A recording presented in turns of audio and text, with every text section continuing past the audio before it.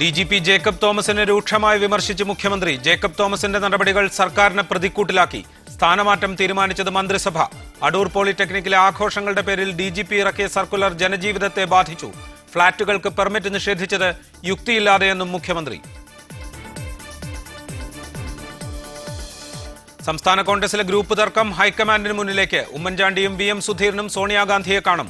പുനഃസംഘടന നിർത്തിവെക്കാൻ ഹൈക്കമാൻഡ് നിർദ്ദേശിച്ചതായി അറിയില്ലെന്ന് VM സുധീരൻ. തന്നെ കൊലപാതക കേസിൽ പ്രതിയാക്കാൻ ശ്രമമെന്ന് CN ബാലകൃഷ്ണൻ. സ്വാശ്രയ ക്രിസ്ത്യൻ മെഡിക്കൽ കോളേജുകൾക്ക് അടുത്ത 2 വർഷം ഫീസ് വർദ്ധിപ്പിക്കാൻ സംസ്ഥാന സർക്കാരിന്റെ മുൻകൂർ അനുമതി.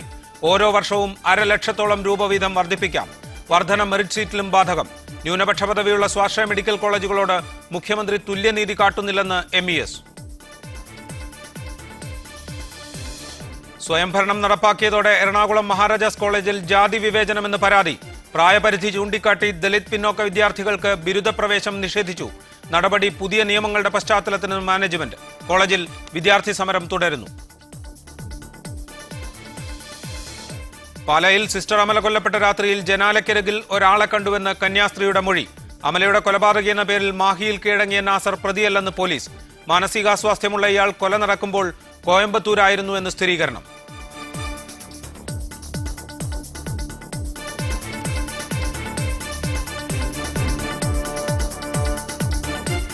സ്വാശ്രയ ക്രിസ്ത്യൻ മാനേജ്മെന്റുകളുമായി സർക്കാർ ഉണ്ടാക്കിയിരിക്കുന്നത് ക്രമാനുഗതമായി ഫീസ് വർദ്ധിപ്പിക്കാൻ വഴിവെക്കുന്ന കരാർ.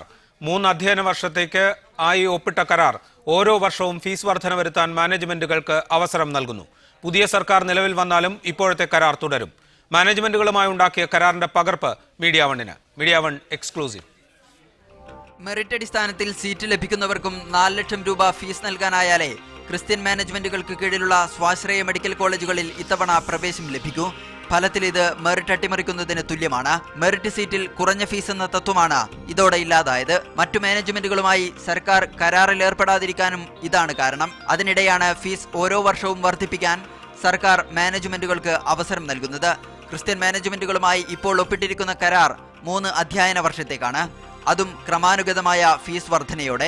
ഇത്തവണ 4 ലക്ഷമാണ് MBBSന് കുട്ടികൾ നൽകേണ്ടതെങ്കിൽ അടുത്ത 2 വർഷങ്ങളിൽ അത് യഥാക്രമം 4,40,000-വും 4,85,000-വുമാണ്.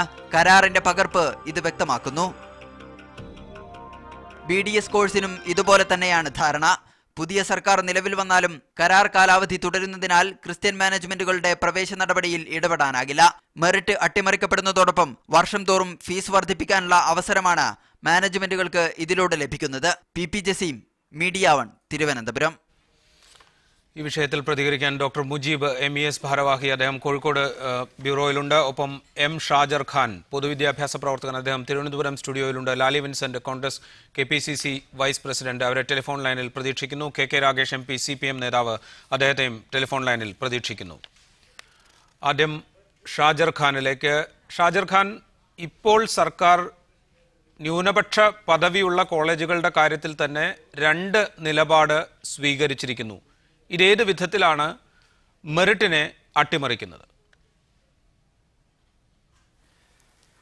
അതായത് ഗവൺമെൻറ് ഈ സ്വാശ്രയ മെഡിക്കൽ കോളേജുകളിലും എഞ്ചിനീയറിംഗ് കോളേജുകളുടെയും കാര്യത്തിൽ പൊതുവിൽ സ്വാശ്രയ മാനേജ്മെൻറ്റുകൾക്ക് അനുകൂലമായി എല്ലാ നിയമങ്ങളും ലംഘിച്ചുകൊണ്ടാണ് പ്രവർത്തിച്ചുകൊണ്ടിരിക്കുന്നത്. അത് കഴിഞ്ഞ കുറേ നാളുകളായി ഈ പ്രതിഭാസത്തെ നമ്മൾ നേരിട്ട് കൊണ്ടിരിക്കുകയാണ്.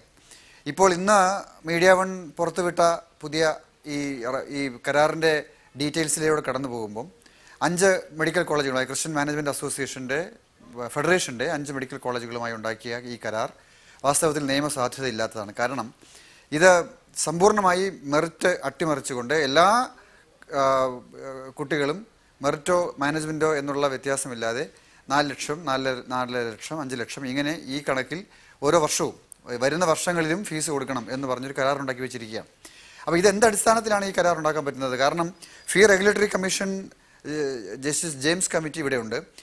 ഫീ സ്ട്രക്ചറിനെ സംബന്ധിക്കുന്ന മാനദണ്ഡങ്ങൾ നമ്മൾ കൃത്യമായി ഉണ്ടാക്കിയിട്ടുണ്ട്. അപ്പോൾ അതിനെല്ലാം ലംഘിച്ചുകൊണ്ട് എങ്ങനെയാണ് ഇങ്ങനെ ഒരു വിവേചനപരമായ കരാർ, വിദ്യാഭ്യാസ വിരുദ്ധമായ കരാർ, വിദ്യാർത്ഥി ദ്രോഹകരമായ ഒരു കരാർ മാനേജ്മെൻറ്റുമായി ഉണ്ടാക്കിയിരിക്കുന്നത്? അപ്പോൾ ഇതിൻ്റെ സാധുത തന്നെ ചോദ്യം ചെയ്യപ്പെടേണ്ട ഒരു കാര്യമാണ്. എന്തായാലും ഇതിപ്പോൾ ന്യൂനപക്ഷം ഭൂരിപക്ഷം എന്നുള്ള പോയിന്റ് അവിടെ നിൽക്കട്ടെ. ഏതായാലും സ്വാശ്രയ കോളേജുകളാണ്. ഈ സ്വാശ്രയ കോളേജുകളിലെ ഫീസിനെ സംബന്ധിക്കുന്ന ഒരു ഏകീകൃതമായ ഒരു മാനദണ്ഡം വേണ്ടേ? കരാർ ഉണ്ടാക്കുമ്പോൾ എല്ലാ കോളേജുകൾക്കും ബാധകമായിട്ടുള്ളതും എല്ലാവർക്കും സ്വീകരിക്കാൻ പറ്റുന്നതുമായ കരാർ വേണം. രണ്ടാമത്തെ കാര്യം, ഈ ഫീസ് തോന്നിയപടി വർദ്ധിപ്പിക്കാനുള്ള വ്യവസ്ഥ വരും വർഷങ്ങളിൽ കൂടി ഉണ്ടാക്കി കൊടുത്തുകൊണ്ട് എങ്ങനെ കരാർ ഉണ്ടാക്കാൻ പറ്റും? അപ്പോൾ അങ്ങനെയല്ലല്ലോ. ഇപ്പം നമ്മൾ കഴിഞ്ഞ കുറേ നാളുകളായി കരാർ എന്ന് പറയുന്നത് ഒരു വർഷത്തെ കരാറാണ് ഉണ്ടാക്കുന്നത്. ആ കരാർ തന്നെ നിശ്ചിതമായ മാനദണ്ഡങ്ങളുടെ അടിസ്ഥാനത്തിലാണ് തയ്യാറാക്കേണ്ടത്. പക്ഷെ പലപ്പോഴും അതിഭീമമായ ഫീസും കോഴയും ഒക്കെ വാങ്ങാനുള്ള അവസരങ്ങൾ, കോഴ നിയമവിരുദ്ധമായിട്ടാണ് ചെയ്യുന്നത്, അതങ്ങനെ വാങ്ങിക്കുന്നു. പക്ഷെ നിയമവിധേയമായി ഫീസ് കോഴയേക്കാൾ വലിയ ഫീസ് വാങ്ങിക്കാൻ അവസരം കൊടുക്കുകയാണ്. നിയമവിധേയമായി കോഴ വാങ്ങാൻ അവസരം കൊടുക്കുകയാണ്. വാസ്തവത്തിൽ ഈ തലവരി തന്നെയാണ് ഇപ്പം നിയമവിധേയമായിട്ട് വരുന്നത്, ഈ ഫീസിലൂടെ വരുന്നത്. അപ്പോൾ അത് പിന്നെ എന്തടിസ്ഥാനത്തിൽ ചെയ്യുന്നു എന്നുള്ളത് ഗവൺമെന്റ് വ്യക്തമാക്കേണ്ട കാര്യമാണ്. മടങ്ങിയെത്താം ഷാജർ ഖാൻ. ഇപ്പോൾ MES പ്രതിനിധി ഡോക്ടർ മുജീബ് ടെലിഫോൺ ലൈനിലുണ്ട്. ഡോക്ടർ മുജീബ്, സർക്കാരുമായി നേരത്തെ മുതൽ തന്നെ കരാറിൽ ഏർപ്പെട്ടുകൊണ്ട് പ്രവേശന നടപടികൾ പൂർത്തീകരിക്കുന്ന രീതിയാണ് MES അടക്കമുള്ള ഒരു വിഭാഗം മാനേജ്മെന്റുകൾ സ്വീകരിച്ചു വന്നിരുന്നത്. അതനുസരിച്ചുള്ള പ്രവേശന നടപടികൾ ഇക്കൊല്ലവും പൂർത്തീകരിക്കാൻ സ്വാതന്ത്ര്യമുണ്ട്. ഈ ഘട്ടത്തിൽ ക്രിസ്ത്യൻ മാനേജ്മെന്റുകളുമായി സർക്കാർ ഉണ്ടാക്കിയ ധാരണയെ MES എന്തുകൊണ്ടാണ് എതിർക്കുന്നത്? അതിൽ എവിടെയാണ് നിങ്ങൾ ഈ പറയുന്ന തുല്യനീതിയുടെ പ്രശ്നം ഉയരുന്നത്?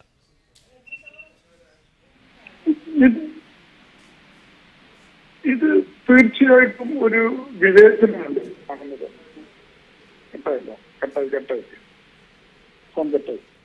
മുജീബിലേക്ക് മടങ്ങിയെത്താം. സാങ്കേതിക തകരാറുണ്ട്.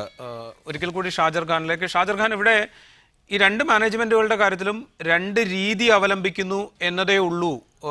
സർക്കാരിനെ സംബന്ധിച്ച് ക്രിസ്ത്യൻ മാനേജ്മെന്റുകളുമായി 3 വർഷത്തേക്ക് ധാരണ ഉണ്ടാക്കുന്നു. ആ ധാരണയിൽ ക്രിസ്ത്യൻ മാനേജ്മെന്റുകൾക്ക് വാദിക്കാൻ ക്രോസ് സബ്സിഡി പാടില്ല എന്ന ഹൈക്കോടതിയുടെ ഉത്തരവ് അവർ ചൂണ്ടിക്കാണിക്കുന്നുമുണ്ട്.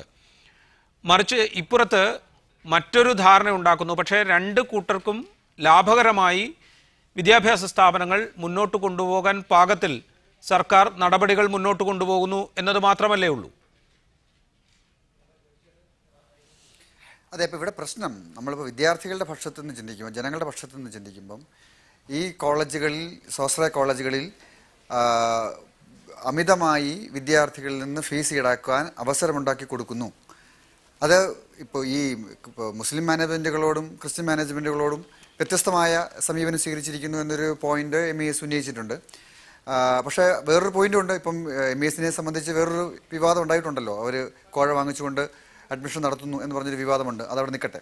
അപ്പോൾ ഇവിടെ നമ്മളെ സംബന്ധിച്ചിടത്തോളം അത് ഏത് മാനേജ്മെൻ്റ് ആണെങ്കിലും ശരി, ഈ മാനേജ്മെൻറ്റുകളുടെ കാര്യത്തിൽ ഗവൺമെൻറ് പൊതുവായിട്ടുള്ള ഒരു കരാറേ ഉണ്ടാക്കാൻ പറ്റുള്ളൂ. അപ്പോൾ ഒരേ കോഴ്സ് നടത്തുന്ന, ഇപ്പോൾ സ്വാശ്രയത്തെ സംബന്ധിച്ച് തന്നെ ഇപ്പോൾ 50-50 നമ്മൾ അംഗീകരിക്കുന്നില്ല. പക്ഷേ 50-50 തത്വത്തിൽ അതാണ് വ്യവസ്ഥ എന്ന് വെച്ചാൽ തന്നെ ആ 50-ൽ മെറിറ്റ് അടിസ്ഥാനത്തിലുള്ള കുട്ടികളുടെ ഫീസും മാനേജ്മെൻറ്റ് കോട്ടയിലെ വിദ്യാർത്ഥികളുടെ ഫീസും ഒന്നല്ലല്ലോ. അത് അങ്ങനെ ഒന്നാകാൻ പറ്റില്ലല്ലോ. രണ്ടും രണ്ടായിട്ട് തന്നെയാണല്ലോ. പക്ഷെ ഇപ്പോൾ വന്നിരിക്കുന്ന കരാർ പ്രകാരം എല്ലാ വിദ്യാർത്ഥികളും ഒരേ ഫീസ് കൊടുക്കണം എന്ന് പറഞ്ഞൊരു വ്യവസ്ഥ ഉണ്ടാക്കി കുട്ടികളെ കൊള്ളയടിക്കാൻ അവസരമുണ്ടാക്കി കൊടുത്തിരിക്കുന്നു എന്നുള്ളതാണ് ഈ കരാറിലെ ജനവിരുദ്ധത. ഷാജർ ഖാൻ, അവിടെ ഒരു സാങ്കേതികമായ കാര്യം കൂടി ചോദിച്ചുകൊള്ളട്ടെ. ഒരു കമ്മിറ്റിയെ ഫീസ് സ്ട്രക്ചർ നിശ്ചയിക്കുന്നതിനും പ്രവേശന നടപടികൾ നിയന്ത്രിക്കുന്നതിനുമൊക്കെ കോടതി നിർദ്ദേശിച്ചതിന് പ്രകാരം ഒരു കമ്മിറ്റിയെ സർക്കാർ നിശ്ചയിച്ചിട്ടുണ്ട്. കഴിഞ്ഞ LDF സർക്കാരിൻ്റെ കാലത്ത് മുഹമ്മദ് കമ്മിറ്റിയായിരുന്നു, പിന്നീട് അത് ജെയിംസ് കമ്മിറ്റിയായി മാറി. ഈ കമ്മിറ്റിക്ക് ഇത്തരം കരാറുകൾ ഉണ്ടാക്കുന്നതിൽ, ഫീസ് നിശ്ചയിക്കുന്നതിൽ ഒക്കെയുള്ള പങ്ക് എന്താണ്? ആ പങ്ക് ഇവിടെ നിർവഹിക്കപ്പെട്ടിട്ടുണ്ടോ? അല്ല, ഇപ്പോൾ ജസ്റ്റിസ് ജെയിംസ് കമ്മിറ്റി ഈ കരാറിനെ സംബന്ധിച്ച് എന്താണ് അഭിപ്രായം പറഞ്ഞിരിക്കുന്നത്? ജസ്റ്റിസ് ജെയിംസ് കമ്മിറ്റിയുടെ അപ്രൂവലോട് കൂടിയാണോ ഇപ്പോൾ ഈ കരാർ ഉണ്ടാക്കിയിരിക്കുന്നത്? അങ്ങനെയാണെങ്കിൽ ജസ്റ്റിസ് ജെയിംസ് കമ്മിറ്റിയും പ്രതിക്കൂട്ടിൽ നിൽക്കേണ്ടി വരും. ഇപ്പോൾ ഗവൺമെൻറ്റിനെ സംബന്ധിച്ചിടത്തോളം ഗവൺമെൻറ് അവിഹിതമായി ഉണ്ടാക്കുന്ന കരാറുകൾ, ആ കരാറുകൾക്ക് കൂട്ടുനിൽക്കുക എന്നുള്ളതല്ല ജെയിംസ് കമ്മിറ്റിയുടെ ജോലി.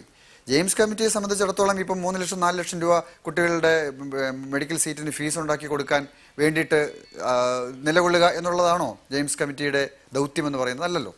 ജെയിംസ് കമ്മിറ്റി ഏറ്റവും അഫോർഡബിൾ ആയിട്ടുള്ള ഒരു ഫീസ് സ്ട്രക്ചർ ഉണ്ടാക്കാൻ, ന്യായമായ ഒരു ഫീസ് സ്ട്രക്ചർ ഉണ്ടാക്കാൻ മാത്രമേ കൂട്ടുനിൽക്കാൻ പാടുള്ളൂ. അതാണ് ജസ്റ്റിസ് നമ്മൾ പ്രതീക്ഷിക്കുന്നത്, നീതി പ്രതീക്ഷിക്കുന്നത്. ഇപ്പോൾ ഡോക്ടർ മുജീബ് അദ്ദേഹം ചേരുന്നുണ്ട് കോഴിക്കോട് സ്റ്റുഡിയോയിൽ, കോഴിക്കോട് ബ്യൂറോയിൽ നിന്ന്. ഡോക്ടർ മുജീബ് നേരത്തെ ചോദിച്ചത് തന്നെ, സർക്കാരുമായി മുൻകാലങ്ങളിലും കരാറുണ്ടാക്കി പ്രവേശനം പൂർത്തിയാക്കുന്ന കൂട്ടരാണ് MES അടക്കമുള്ള ഒരു വിഭാഗം മാനേജ്മെന്റുകൾ. ആ കരാർ ഇപ്പോഴും നിലനിൽക്കുന്നുണ്ട്. ക്രിസ്ത്യൻ മാനേജ്മെന്റുകളുമായി സർക്കാർ വേറൊരു തരത്തിലുള്ള കരാർ ഉണ്ടാക്കിയിരിക്കുന്നു. അതുമായി മുന്നോട്ട് പോകാൻ തീരുമാനിക്കുകയും ചെയ്തിരിക്കുന്നു. ഇതിലെവിടെയാണ് തുല്യനീതിയുടെ പ്രശ്നം? സർക്കാർ കോളേജുകൾ നടത്തിക്കൊണ്ടു പോകാൻ പാകത്തിലുള്ള വരുമാനം ഫീസ് ഇനത്തിൽ ലഭിക്കുന്നില്ല എന്നതാണോ, അതോ മെറിറ്റിൽ കൂടുതൽ വിദ്യാർത്ഥികൾ നിങ്ങളുടെ സ്ഥാപനങ്ങളിലേക്ക് വരാതാകും എന്നതാണോ നിങ്ങളെ അലട്ടുന്ന പ്രശ്നം?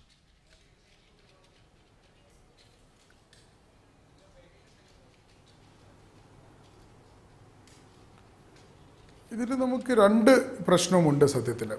ഇത് ആദ്യത്തെ ഇതിൽ വിവേചനമല്ലേ? കാരണം ന്യൂനപക്ഷ കഴിഞ്ഞ ഈ 2003 മെഡിക്കൽ കോളേജ് ആരംഭിച്ച വർഷം മുതൽ തുടർച്ചയായിക്കൊണ്ട് കരാർ ഒപ്പിട്ടിരുന്ന ഒരു കൂട്ടരാണ് ഞങ്ങൾ. ഒരു വർഷം പോലും ഈ കരാറിൽ നിന്ന് പിൻവാങ്ങിയിട്ടില്ല കഴിഞ്ഞ വർഷം വരെ. അങ്ങനെ ഉണ്ടാവാനുള്ളൊരു സാഹചര്യം ഉണ്ടായത് എന്താണ്? ഇത് രണ്ട് തരത്തിലുള്ള വിവേചനപരമായിട്ട്, അതായത് ഞങ്ങൾക്കൊരു തരത്തിലുള്ളൊരു കരാറും ക്രിസ്ത്യൻ കോളേജുകൾക്ക് മറ്റൊരു തരത്തിലുള്ള കരാറും. അതാണ് ഈ ഞങ്ങൾ കരാറിൽ നിന്ന് പിൻവാങ്ങാനുണ്ടായ ഒരു സാഹചര്യം.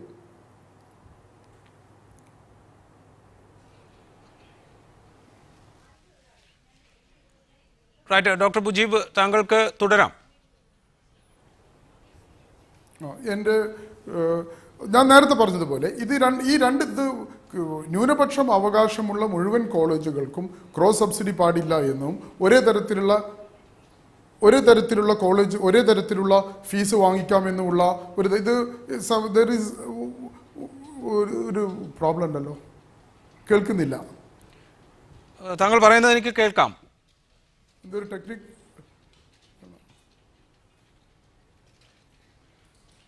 റൈറ്റ്, ഡോക്ടർ മുജീബിലേക്ക് മടങ്ങിയെത്താം.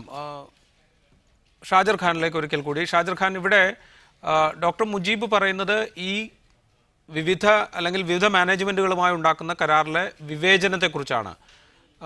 അതിൽ കഴമ്പുണ്ടെന്ന് തോന്നുന്നു. ഒരു വിഭാഗം മാനേജ്മെന്റുകളുമായി ഒരു തരത്തിൽ കരാർ ഒപ്പിടുക, അത് തന്നെ 3 വർഷത്തേക്ക് കരാർ ആക്കി കൊടുക്കുക, ആ 3 വർഷവും അവർക്ക് നിശ്ചിത അളവിൽ ഫീസ് വർദ്ധിപ്പിക്കാനുള്ള അവസരം കൊടുക്കുക. മറ്റൊരു ഭാഗത്ത് 1 വർഷത്തേക്കുള്ള കരാറുമായി മുന്നോട്ട് പോകാൻ മറ്റു മാനേജ്മെന്റുകളുമായി തീരുമാനിക്കുക. ഈ വിവേചനത്തിൽ MES അടക്കമുള്ള സ്ഥാപനങ്ങൾക്ക് സംഭവിക്കാനിടയുള്ള ഒരു കാര്യം, അവർക്ക് മെറിറ്റ് ലിസ്റ്റിൽ മുന്നിൽ വരുന്ന വിദ്യാർത്ഥികളെ മാനേജ്മെന്റ് സീറ്റിലേക്ക് കിട്ടാതാകും എന്നതാണ്. അത്തരമൊരു പ്രശ്നം കൂടി ഇവിടെ ഉണ്ടോ?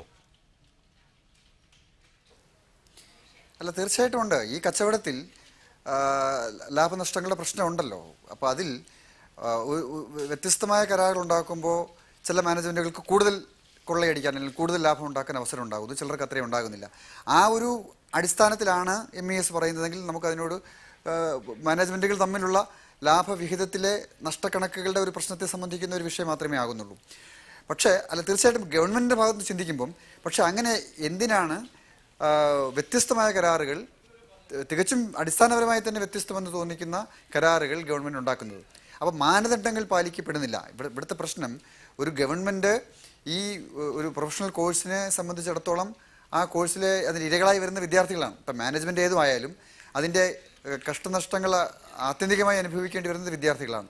അപ്പോൾ ക്രിസ്ത്യൻ മാനേജ്മെൻറ്റിന് കൂടുതൽ ഒരു ഫേവർ ചെയ്ത് കൊടുക്കുന്നു, അവർക്ക് കൂടുതൽ ലാഭം ഉണ്ടാക്കാൻ അവസരം ഉണ്ടാക്കി കൊടുക്കുന്നു, ഞങ്ങൾക്കും അത് തരണം, ഞങ്ങൾക്കും ആ ലെവലിൽ ഒരു അവസരം ഉണ്ടാക്കി തരണം എന്ന രൂപത്തിലുള്ള ആർഗ്യുമെൻ്റാണോ MES വെക്കുന്നത്? അങ്ങനെയാണെങ്കിൽ അതിനോട് യോജിക്കാൻ പറ്റില്ല. പക്ഷേ ഇവിടെ പ്രശ്നം സാമൂഹ്യനീതിയുടെ പ്രശ്നം, മെറിറ്റിൻ്റെ പ്രശ്നം, ഏറ്റവും അഫോർഡബിൾ ആയിട്ടുള്ള ഒരു ഫീസ് സ്ട്രക്ചറിൻ്റെ പ്രശ്നം, അതിൽ പാലിക്കേണ്ടുന്ന പ്രൊസീജിയേഴ്സിൻ്റെ തത്വങ്ങളെല്ലാം പ്രൊസീജിയേഴ്സ് പാലിച്ചിട്ടുണ്ടോ എന്നുള്ള പ്രശ്നം. ഈ 4 കാര്യങ്ങളാണ് ഏറ്റവും സുപ്രധാനമായിട്ടുള്ളത്.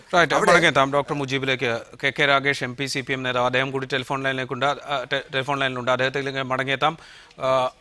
മുജീബിലേക്ക് ഒന്ന് പോയതിന് ശേഷം, ഡോക്ടർ മുജീബ്, താങ്കൾ നേരത്തെ സൂചിപ്പിച്ച കാര്യങ്ങൾ, വിവേചനത്തിൻ്റെ പ്രശ്നത്തിനപ്പുറത്ത് ഇത്തരമൊരു ഘടനയിലേക്ക് സർക്കാർ പോകുമ്പോൾ നിങ്ങളുടെ കോളേജുകളിൽ, അതായത് സർക്കാരുമായി നേരത്തെ തന്നെ കരാറിൽ ഏർപ്പെട്ട് 50-50 സീറ്റ് അനുപാതം പാലിച്ചുകൊണ്ട് മുന്നോട്ട് പോകുന്ന കോളേജുകളുടെ മാനേജ്മെന്റ് സീറ്റുകളിലേക്ക് കൂടുതൽ മെറിറ്റിൽ മുന്നാക്കം നിൽക്കുന്ന കുട്ടികൾ എത്താതിരിക്കുന്ന ഒരു സാഹചര്യം ഉണ്ടാകുമോ?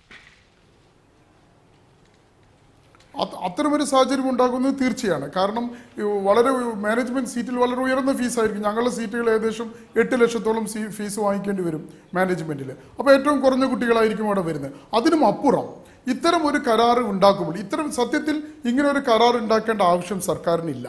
ഇന്ത്യയിലെ ഒരു സംസ്ഥാനത്തും ഒരേ ഫീസിന് സർക്കാരുമായി കരാറുണ്ടാക്കിയ ചരിത്രമില്ല, ഇപ്പോഴും ഉണ്ടാക്കുന്നില്ല.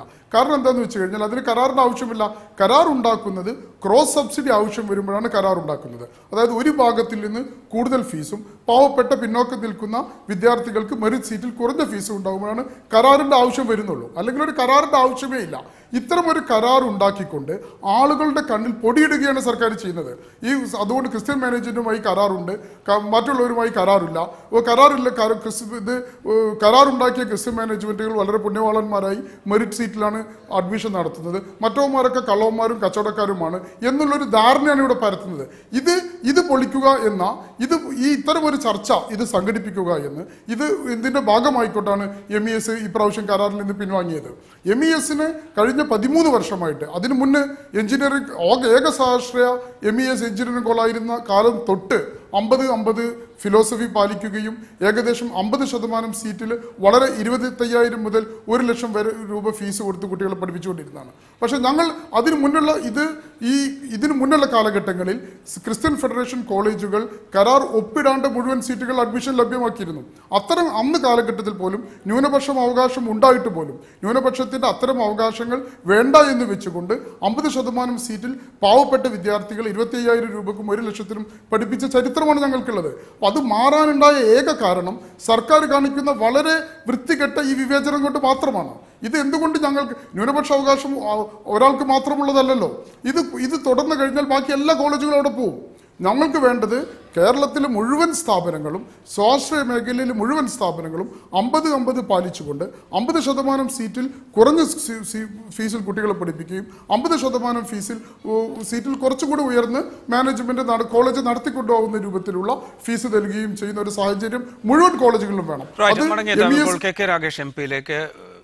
കെ രാഗേഷ്, ഇവിടെ സർക്കാർ നൽകുന്ന ഒരു വിശദീകരണം, ക്രിസ്ത്യൻ മാനേജ്മെന്റുകൾക്ക് കീഴിലുള്ള മെഡിക്കൽ കോളേജുകളിൽ മെറിറ്റ് അടിസ്ഥാനത്തിൽ പ്രവേശനം ലഭിക്കുന്ന കുട്ടികൾക്ക് അവർ സ്കോളർഷിപ്പ് നൽകാൻ തയ്യാറായിട്ടുണ്ട്. അങ്ങനെ ആകുമ്പോൾ കുറഞ്ഞ ഫീസിൽ പഠിക്കാൻ യോഗ്യരായ കുട്ടികൾക്ക് സാധിക്കും. അതുകൊണ്ടാണ് ഇത്തരത്തിലൊരു കരാർ ഉണ്ടാക്കിയിരിക്കുന്നത്. ക്രോസ് സബ്സിഡി ഒഴിവാക്കിക്കൊണ്ട്, എന്നാൽ സാമ്പത്തികമായ പിന്നാക്കം നിൽക്കുന്ന കുട്ടികൾക്ക്, യോഗ്യരായ കുട്ടികൾക്ക് പഠിക്കാനുള്ള അവസരം പ്രദാനം ചെയ്യുന്ന വിധത്തിലാണ് ഈ കരാർ എന്നാണ് സർക്കാർ വിശദീകരിക്കുന്നത്. യഥാർത്ഥത്തില് അങ്ങേയറ്റം കാപട്യം നിറഞ്ഞൊരു വാദമാണത്. വാസ്തവത്തിൽ സർക്കാർ ചെയ്യേണ്ടിയിരുന്ന എന്താണ്? അത് സുപ്രീം കോടതി വിധി അനുസരിച്ച് തന്നെ പ്രവേശനത്തെ സംബന്ധിച്ചുള്ള എല്ലാ കാര്യങ്ങളും തീരുമാനിക്കേണ്ടത് ജെയിംസ് കമ്മിറ്റിയാണ്. കമ്മിറ്റിയുടെ മാനദണ്ഡത്തിന് വിധേയമായി പരീക്ഷ നടത്തിക്കൊണ്ടാണ് പ്രവേശനം നടത്തേണ്ടത്. അത് അട്ടിമറിക്കപ്പെടുകയാണ്. അതുപോലെ തന്നെ ക്യാപിറ്റേഷൻ ഫീ ഉൾപ്പെടെ വാങ്ങുന്നതിന് വേണ്ടിയുള്ള എല്ലാ സൗകര്യങ്ങളും ചെയ്തു കൊടുക്കുകയാണ്. പാവപ്പെട്ടവർക്ക് പഠിക്കാൻ വേണ്ടി കഴിയുന്ന വളരെ ലിമിറ്റഡ് ആയിട്ടുള്ളതാണെങ്കിൽ പോലും ആ അവസരങ്ങളെല്ലാം ഇല്ലാതായിക്കൊണ്ടിരിക്കുന്ന സമീപനം സ്വീകരിക്കുകയാണ്. യഥാർത്ഥത്തിൽ സ്വാശ്രയ മാനേജ്മെന്റിന്റെ കുഴലൂട്ടുകാരായിട്ട് കേരളത്തിലെ UDF ഗവൺമെന്റ് മാറുന്നതാണ് നമ്മുടെ മുന്നിൽ കണ്ടത്. ഇടതുപക്ഷ ജനാധിപത്യ മുന്നണി ഗവൺമെന്റ് അധികാരത്തിലിരിക്കുന്ന ഘട്ടത്തിൽ നിയമനിർമ്മാണം നടത്തി. അതിൽ കോടതിയിൽ പല ഘട്ടത്തിലും പരാജയപ്പെട്ടു. എന്നിട്ട് പോലും ഏറ്റവും ഒടുവിൽ സ്വാശ്രയ മാനേജ്മെന്റുകളുമായിട്ട് MES ഉൾപ്പെടെയുള്ള മാനേജ്മെന്റുകളുമായി ചർച്ച ചെയ്തുകൊണ്ട് കരാറിൽ ഏർപ്പെടാനും ആ കരാറിന്റെ ഭാഗമായി 50% സീറ്റുകളിൽ സർക്കാർ കോളേജിലേതിന് സമാനമായ ഫീസിന് കുട്ടികളെ പഠിപ്പിക്കാൻ വേണ്ടി കഴിയുന്ന ഒരു സംവിധാനവും ഉണ്ടാക്കിയതാണ്. ഇച്ഛാശക്തിയോടുകൂടി ഗവൺമെന്റ് ഇടപെട്ടുകൊണ്ടാണ്. എന്നാൽ ഇപ്പോൾ ചെയ്യുന്ന എന്താ? UDF ഗവൺമെന്റ് ചെയ്യുന്നത് സ്വാശ്രയ മാനേജ്മെന്റുകൾക്ക് തോന്നിയതുപോലെ കുട്ടികളെ കൊള്ളയടിക്കാനുള്ള അവസരമാണ് ഒരുക്കി കൊടുക്കുന്നത്. ഇതാണ് ഏറ്റവും അടിസ്ഥാനപരമായിട്ടുള്ള പ്രശ്നം. യഥാർത്ഥത്തിൽ ഇവിടെ വന്നിട്ടുള്ള കരാറ് തന്നെ നോക്കൂ. സുപ്രീം കോടതി വിധി അനുസരിച്ചോ അതല്ലെങ്കിൽ കേരളത്തിൽ നിലവിലുള്ള സ്വാശ്രയ നിയമം അനുസരിച്ചോ, സ്വാശ്രയ നിയമം ഇപ്പോൾ നിലവിലുണ്ട്, അതിലുള്ള 2 വകുപ്പുകൾ മാത്രമേ റദ്ദാക്കിയിട്ടുള്ളൂ. ആ നിയമം അനുസരിച്ചും 3 വർഷത്തിൽ ഒരു തവണ മാത്രമേ ഫീസ് വർദ്ധിപ്പിക്കാൻ വേണ്ടി പാടുള്ളൂ. താങ്കൾ സുപ്രീം കോടതി വിധി എടുത്തു നോക്കാം, ഈ നിയമം എടുത്തു നോക്കാം. 3 വർഷത്തിൽ ഒരിക്കലേ ഫീസ് വർദ്ധിപ്പിക്കാൻ വേണ്ടി പാടുള്ളൂ. പക്ഷെ ഇപ്പൊ ഗവൺമെന്റ് ഉണ്ടാക്കിയിട്ടുള്ള കരാറിൽ പറയുന്നത് എന്താ? എല്ലാ വർഷവും ഫീസ് വർദ്ധിപ്പിക്കാം. ഏത് നിയമത്തിന്റെ അടിസ്ഥാനത്തിലാ? ഏതെങ്കിലും കോടതി പോയി കഴിഞ്ഞാൽ ആ കരാർ നിലനിൽക്കുമോ? അപ്പൊ നിയമവിരുദ്ധമായി നിയമവ്യവസ്ഥയെ പോലും കാറ്റിൽ പറത്തിക്കൊണ്ട് സ്വാശ്രയ മാനേജ്മെന്റുകൾക്ക് കുട്ടികളെ കൊള്ളയടിക്കാനുള്ള അവസരമാണ് ഇവിടെ യഥാർത്ഥത്തിൽ ഒരുക്കി കൊടുക്കുന്നത്. പിന്നെ കെ രാജേഷ്, അത് പറയുമ്പോൾ ഇപ്പോൾ സർക്കാരുമായി ധാരണയുണ്ടാക്കുകയും തെറ്റി നിൽക്കുകയും ചെയ്യുന്ന വിഭാഗങ്ങൾ അല്ലെങ്കിൽ ആ മാനേജ്മെന്റുകളൊക്കെ തന്നെ ന്യൂനപക്ഷ പദവിയുള്ള വിദ്യാഭ്യാസ സ്ഥാപനങ്ങളെ നയിക്കുന്ന മാനേജ്മെന്റുകളാണ്. അവർക്ക് സർക്കാരുമായി ചർച്ച ചെയ്യാതെ തന്നെ സ്വന്തം നിലയ്ക്ക് സ്ഥാപനങ്ങൾ നടത്തിക്കൊണ്ടുപോകാനുള്ള അധികാരമുണ്ട്. അത് കണക്കിലെടുക്കുമ്പോൾ സർക്കാർ ഏതെങ്കിലും നിലയ്ക്ക് അവരുമായൊരു ധാരണ ഉണ്ടാക്കുകയും പാവപ്പെട്ട കുട്ടികൾക്ക് സ്കോളർഷിപ്പോട് കൂടിയാണെങ്കിലും പഠിക്കാനുള്ള ഒരു അവസരം ഉണ്ടാക്കുകയും ചെയ്യുന്നത് അത് ഉചിതമല്ലേ? ന്യൂനപക്ഷ പദവി എന്ന് പറയുന്നത് വിദ്യാഭ്യാസ കൊള്ള നടത്താനുള്ള അധികാരമല്ല എന്ന് താങ്കൾ മനസ്സിലാക്കുക. യഥാർത്ഥത്തിൽ TMA പൈ കേസ് കഴിഞ്ഞ് അതിനുശേഷം വന്നിട്ടുള്ള ജഡ്ജ്മെന്റിൽ വളരെ കൃത്യമായിട്ട് പറഞ്ഞിട്ടുള്ള ഒരു കാര്യമുണ്ട്. അതായത് ആ ജഡ്ജ്മെന്റിലാണ് 15% NRI കോട്ട അനുവദിച്ചിട്ടുള്ളത്. NRI കോട്ട അനുവദിച്ചുകൊണ്ട് ആ ജഡ്ജ്മെന്റിൽ പറഞ്ഞത് ഈ 15% സീറ്റിൽ ഉയർന്ന ഫീസ് ഈടാക്കാം. അങ്ങനെ ഉയർന്ന ഫീസ് ഈടാക്കുന്ന സമയത്ത് ലഭിക്കുന്ന അധിക ഫീസ് ഉപയോഗിച്ചുകൊണ്ട് സോഷ്യലി ആൻഡ് എക്കണോമിക്കലി ബാക്ക്വേർഡ് ആയിട്ടുള്ള വിദ്യാർത്ഥികൾക്ക് ക്രോസ് സബ്സിഡി, അവർക്ക് സ്കോളർഷിപ്പ് നൽകാം. ഇത് സുപ്രീം കോടതി വിധി പറഞ്ഞതാണ്. ഏതെങ്കിലും ഒരു മാനേജ്മെന്റ് അവരുടെ ഔദാര്യത്തിൽ കൊടുക്കുന്നതല്ല. ഇവിടെ ചെയ്യുന്നത് എന്താ, ഞങ്ങൾ സ്കോളർഷിപ്പ് കൊടുക്കും എന്ന് പറയുന്ന ഒരു തോന്നലുണ്ടാക്കിയിട്ട് സ്കോളർഷിപ്പ് കൊടുക്കുന്ന എത്ര സീറ്റിലാണ് സ്കോളർഷിപ്പ് കൊടുക്കുന്നത്, എത്രയാ അവർ സ്കോളർഷിപ്പ് കൊടുക്കുന്ന, അതിന് വ്യവസ്ഥ വേണ്ടേ? അതൊന്നും ഏതെങ്കിലും ഒരു മാനേജറുടെ ഇഷ്ടാനിഷ്ടത്തിന് നടക്കേണ്ടല്ലോ. നിങ്ങൾ NRI സീറ്റിൽ കൂടുതൽ ഫീസ് വാങ്ങുമ്പോൾ ആ അധിക ഫീസ് കൃത്യമായ വിദ്യാർത്ഥികൾക്ക് സ്കോളർഷിപ്പായി നൽകണമെന്നുള്ളതാണ് കോടതി വിധി. ആ കോടതി വിധിക്കനുസരിച്ച് കാര്യങ്ങൾ പോകണ്ടേ? അതിനുള്ള വ്യവസ്ഥയുണ്ടോ? ഒരു വ്യവസ്ഥയില്ലല്ലോ. പിന്നെ ന്യൂനപക്ഷ അവകാശം എന്ന് പറയുന്നത് വിദ്യാർത്ഥികളെ കൊള്ളയാനുള്ള അവകാശമല്ല. അത് പിന്നോക്കം നിൽക്കുന്ന ന്യൂനപക്ഷ വിഭാഗത്തിൽപ്പെട്ട വിദ്യാർത്ഥികൾക്ക് പ്രവേശനം ലഭിക്കുന്നതിന് ഉറപ്പുവരുത്താനുള്ള അവകാശം, അങ്ങനെയുള്ള വ്യവസ്ഥയുണ്ടോ? യഥാർത്ഥത്തിൽ ന്യൂനപക്ഷ അവകാശത്തിന്റെ അങ്ങേയറ്റത് ദുരുപയോഗമാണ് ഇവിടെ നടക്കുന്നത്. ന്യൂനപക്ഷ താല്പര്യമല്ല സംരക്ഷിക്കപ്പെടുന്നത്. ന്യൂനപക്ഷത്തിന്റെ പേരിൽ ന്യൂനപക്ഷവും ഭൂരിപക്ഷവുമായ എല്ലാ വിഭാഗങ്ങളിൽ നിന്നും തോന്നിയതുപോലെ ഫീസ് ഈടാക്കി വിദ്യാഭ്യാസ കൊള്ള ചെയ്യുന്നതിന് വേണ്ടിയുള്ള അവസരമാണ് ഇവിടെ ഒരുക്കി കൊടുക്കുന്നത്. അതിന് പൂർണ്ണമായും ഒത്താശ ചെയ്യുന്ന സമീപനമാണ് ഉമ്മൻചാണ്ടി സർക്കാർ ചെയ്തുകൊണ്ടിരിക്കുന്നത്.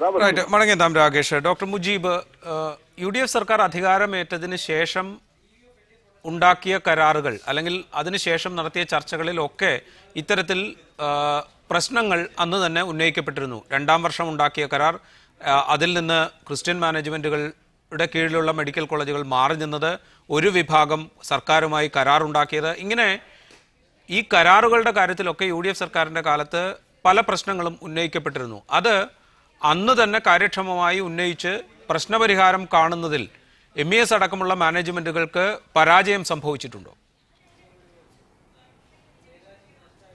ഒരു തരത്തിലുള്ള പരാജയം അതിൽ സംഭവിച്ചിട്ടില്ല. കാരണം കഴിഞ്ഞ 2 വർഷം വരെ MES, ഞാൻ നേരത്തെ സൂചിപ്പിച്ച പോലെ, എല്ലാ വർഷവും ഞങ്ങൾ കരാറിൽ ഒപ്പിട്ടിരുന്നു. ഞങ്ങൾ കരാറിൽ നിന്ന് പിൻവാങ്ങാനുള്ള കാരണം കുറച്ച് കോളേജുകൾ മാത്രം മാറ്റി നിർത്തിക്കൊണ്ട് ആ കോളേജുകൾക്ക് മെറിറ്റ് സീറ്റിൽ ഉയർന്ന ഫീസ്, അതായത് മെറിറ്റ് സീറ്റിൽ 4 ലക്ഷം രൂപയുടെ ഫീസ്, ഇപ്പോൾ ഞങ്ങൾ നേരത്തെ കളിച്ച പോലെ 4,40, 4,80 രൂപയും, സ്പെഷ്യൽ ജെയിംസ് കമ്മിറ്റി അനുവദിച്ച സ്പെഷ്യൽ ഫീസ് ഒരു 1.5 ലക്ഷം രൂപയും കൂടെ വരുമ്പോൾ ഏകദേശം 5.5 ലക്ഷം രൂപ മെറിറ്റ് സീറ്റിൽ വാങ്ങിക്കാനുള്ള ഒരു അവസരം കൊടുക്കുകയും മറ്റ് കോളേജുകളിൽ നിങ്ങൾ സാമൂഹ്യനീതി നടപ്പാക്കണം, നിങ്ങൾ 25,000 രൂപ ഫീസേ വാങ്ങിക്കാൻ പാടുള്ളൂ എന്ന് പറയുന്നുള്ള ഒരു വിവേചനം വന്നപ്പോൾ മാത്രമാണ് ഞങ്ങൾ AK ആന്റണിയുടെ അടുത്ത് UDF LDF ഇതായിക്കൊണ്ട് തന്നെ AK ആന്റണിയുടെ കാലത്ത് ഞങ്ങൾ സർക്കാരുമായിട്ട് സഹകരിച്ചിട്ടുണ്ട്. ഈ സർക്കാരുമായി ആദ്യത്തെ 2 കൊല്ലം സഹകരിച്ചിട്ടുണ്ട്. ഞങ്ങൾ കഴിഞ്ഞ കൊല്ലം ഞങ്ങൾ ഡോക്ടർ മുജീബ്, അവിടെ തന്നെയാണ് ഞാൻ ചോദിച്ചത്. UDF സർക്കാരിന്റെ 2ാം വർഷത്തിൽ അല്ലെങ്കിൽ അന്ന് നടത്തിയ ചർച്ചകളിൽ ക്രിസ്ത്യൻ മാനേജ്മെന്റുകൾക്ക് കീഴിലുള്ള മെഡിക്കൽ കോളേജുകൾ കരാറിൽ ഏർപ്പെടാൻ വിസമ്മതിക്കുകയാണ് ഉണ്ടായത്. അന്ന് MESന്റെ ഭാഗമായി അല്ലെങ്കിൽ MESനോടൊപ്പം നിന്നിരുന്ന മാനേജ്മെന്റുകൾ സർക്കാരുമായി കരാറിൽ ഏർപ്പെടുകയും അതിനനുസരിച്ച് കാര്യങ്ങൾ നടത്തുകയും ചെയ്തു.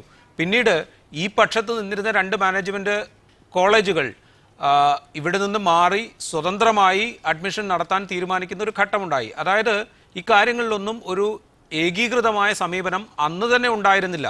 ആ ഘട്ടത്തിൽ സമ്മർദ്ദം ചെലുത്തുന്നതിനോ അല്ലെങ്കിൽ ആ ഘട്ടത്തിൽ തിരുത്താൻ ശ്രമിക്കുന്നതിനോ MES അടക്കമുള്ള മാനേജ്മെന്റുകൾ പരാജയപ്പെട്ടിട്ടുണ്ടോ എന്നാണ് എൻ്റെ ചോദ്യം. ഇത് MESന്റെ ബാധ്യതയല്ലല്ലോ ഇത്തരം കരാറുകൾ സംഘടിപ്പിക്കുക എന്നുള്ളത്. അത് അതാത് വരുന്ന സർക്കാരുകളുടെ ബാധ്യതയാണ്. ആ സർക്കാർ ഇച്ഛാശക്തിയോടുകൂടി മുഴുവൻ കോളേജുകളെയും ഒരു സംസ്ഥാനത്ത് ഒരേ തരത്തിലുള്ള കരാർ സംഘടിപ്പിച്ചിരുന്നുവെങ്കിൽ ഇത്തരമൊരു പ്രശ്നം ഉണ്ടാകുമായിരുന്നില്ല. ഇത് പ്രശ്നമുണ്ടാകാനുള്ള കാരണം കുറച്ചാളുകൾക്ക് പ്രത്യേക തരത്തിലുള്ള ഒരു ഫീസ് ഘടന, മറ്റൊരാളുകൾക്ക് ഇതിനു മുന്നുള്ള ഒരു സർക്കാരുകളും അങ്ങനെ ഉണ്ടായിട്ടില്ല. കരാർ ഉണ്ടോ, എല്ലാവർക്കും ഒരേ തരത്തിലുള്ള കരാർ. അത് ഇതിന് LDF ഗവൺമെന്റ് ആയിരുന്നെങ്കിലും AK ആന്റണി ഗവൺമെന്റ് ആയിരുന്നപ്പോഴും അങ്ങനെയായിരുന്നു ഉണ്ടായിരുന്നത്.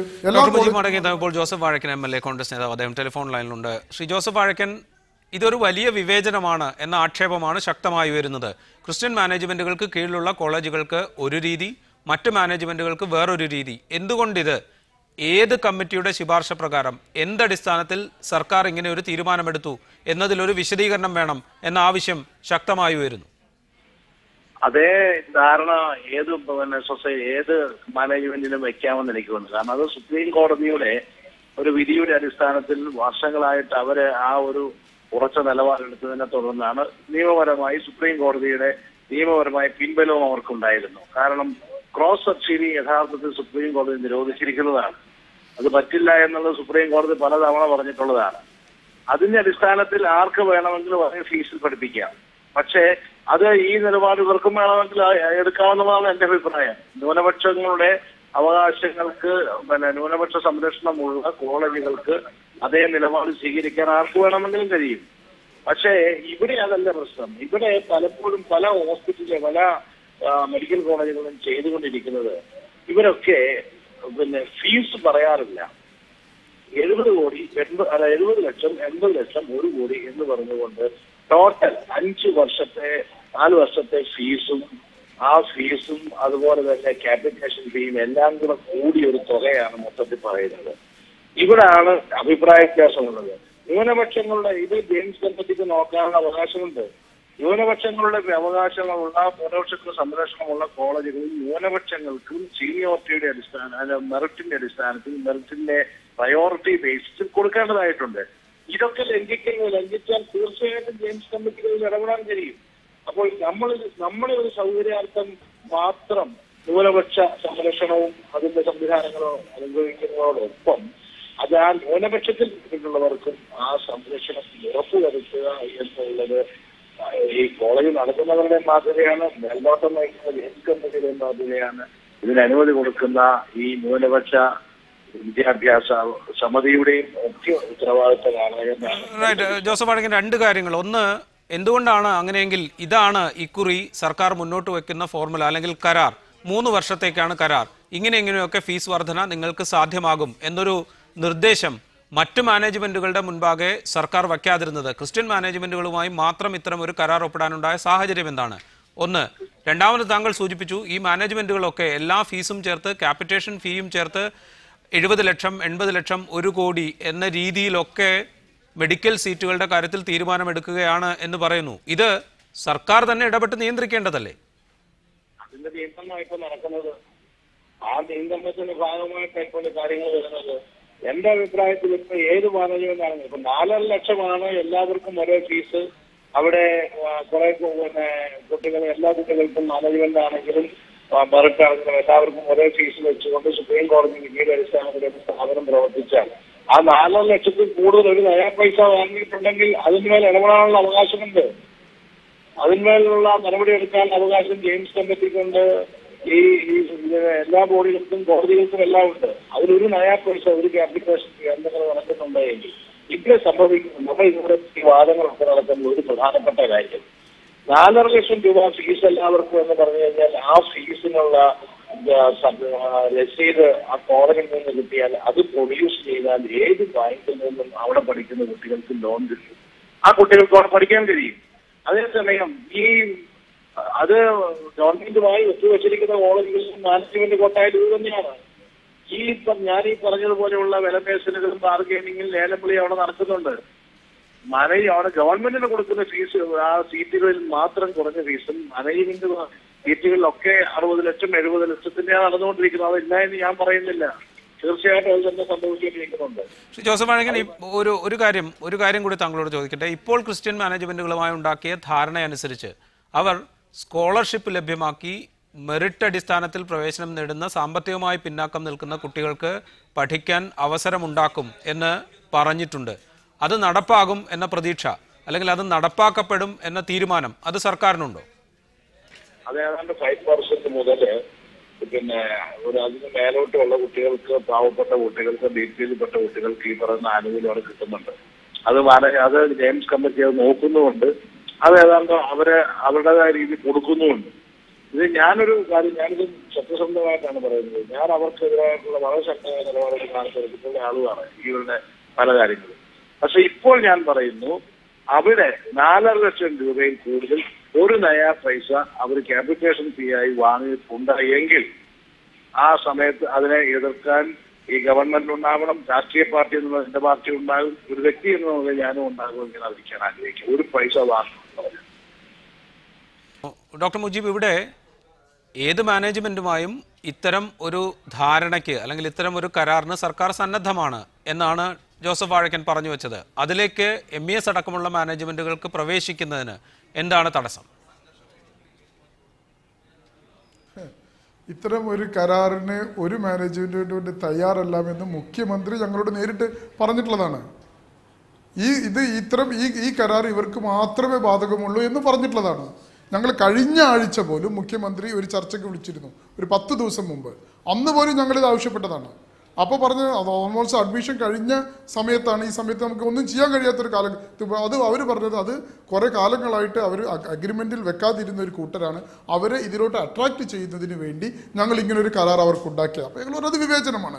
അവർ മാറി നിന്നിരുന്ന് സഹകരിച്ചു എന്നതാണോ ഞങ്ങളുടെ കുറ്റം എന്ന് ചോദിച്ചപ്പോൾ മുഖ്യമന്ത്രിയും ആരോഗ്യമന്ത്രിയും മറ്റാർക്കും അത്തരമൊരു കരാർ പറ്റില്ല എന്ന് ഞങ്ങളോട് വാക്കാൽ പറഞ്ഞത് കൊണ്ടാണ് ഇത് ഞങ്ങൾ മെയ് മാസത്തിൽ അവിടെ ഒരു പ്രശ്നമുണ്ട്. കഴിഞ്ഞ വർഷം ഇതേപോലൊരു പ്രശ്നം ഉണ്ടാവുകയും 2 മാനേജ്മെന്റുകൾ സർക്കാരുമായുള്ള കരാർ അവസാനിപ്പിച്ച് സ്വന്തം നിലയ്ക്ക് പോവുകയും ചെയ്തു. സർക്കാർ നിയമ നടപടിയിലേക്ക് പ്രവേശിക്കും എന്ന് പറഞ്ഞു. അന്ന് ഹൈക്കോടതി പറഞ്ഞത് ഒരേ വിദ്യാഭ്യാസ സ്ഥാപനം അല്ലെങ്കിൽ ഒരേ കോഴ്സ് പഠിപ്പിക്കുന്ന മാനേജ്മെന്റുകൾക്ക് 2 തരം കരാർ എങ്ങനെയാണ് സാധ്യമാവുക എന്ന് അന്ന് ഹൈക്കോടതി ചോദിച്ചിരുന്നു.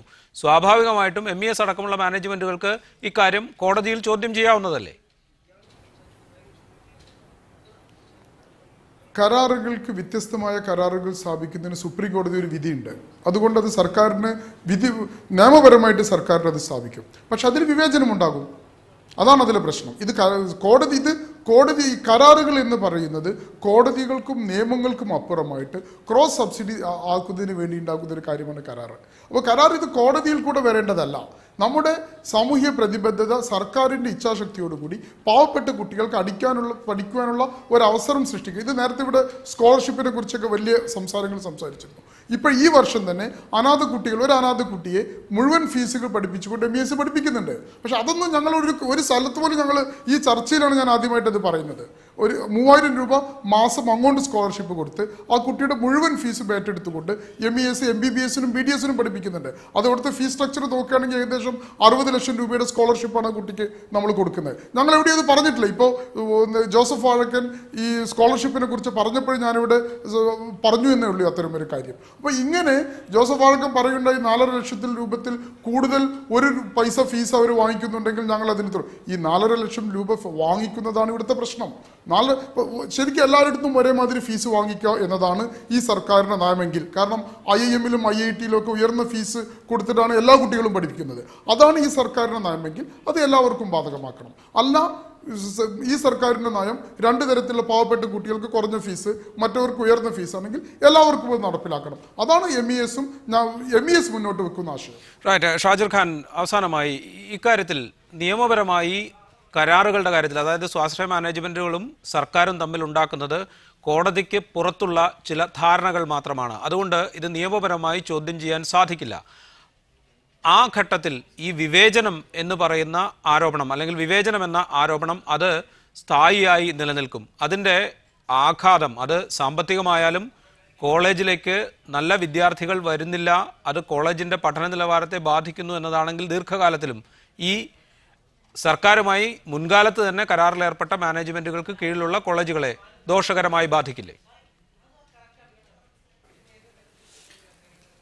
ഇവിടെ ഒന്ന് ഈ ആദ്യം ശ്രീ ജോസഫ് വാഴക്കനെ പോലുള്ള ആളുകൾ എത്ര നിരുത്തരവാദപരമായിട്ടാണ് പറയുന്നത്. 4.5 ലക്ഷം രൂപ കുട്ടികൾ കൊടുക്കണം, എല്ലാ വിദ്യാർത്ഥികളും കൊടുക്കണം, അതിൽ കൂടുതൽ വാങ്ങിക്കാൻ പാടില്ല എന്നാണ് അദ്ദേഹം പറയുന്നത്.